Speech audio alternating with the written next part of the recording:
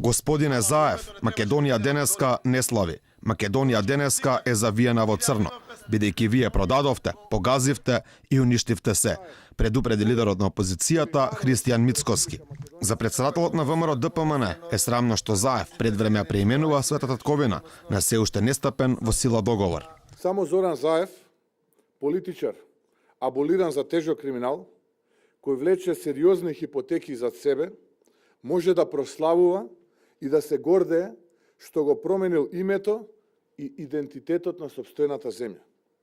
Само Зоран Заев, кој се колнеше во татковци и дедовци, дека немало да го чепка вековното име, може да се гордее и да се обраќа како премиер на нова земја, Северна Македонија.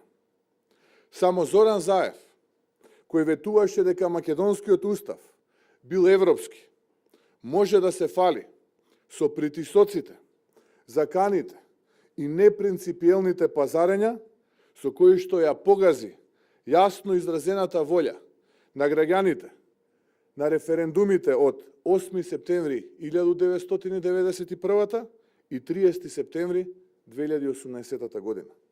Опозицијскиот лидер му порача на премиерот Заев дека е готов, дека тоа го знаат сите, а набрзо тој самиот ќе го дознал, порачувајќи дека ВМРО ДПМН и мнозинството од македонскиот народ и граѓани на Македонија не го поддржале овој договор, дека ќе остане запишано дека 81 човек во собранието го сменја името, а не граѓаните на оваа држава. Оваа влада беше за едно прашање. И тоа прашање го решивте катастрофално. Преку промена на името, идентитетот, јазикот, историјата, културата, образованието. Промена на се што е македонско. И овој рок, и оваа задача сега завршува. Токму затоа оваа влада на СДСМ, која ја предводиш ти, толку силно ќе падне, што прашање е дали нешто ќе остане од СДСМ.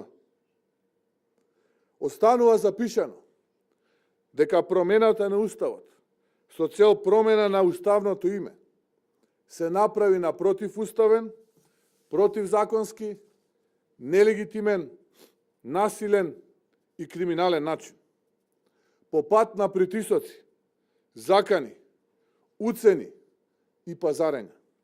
Мицкоски, покрај промената на Уставот, говореше за другите проблеми кои ги има државата и побара од Заев, уште во понеделник да се распусти собранието и да се распишат предвремени парламентарни избори, во исто време со претседателските.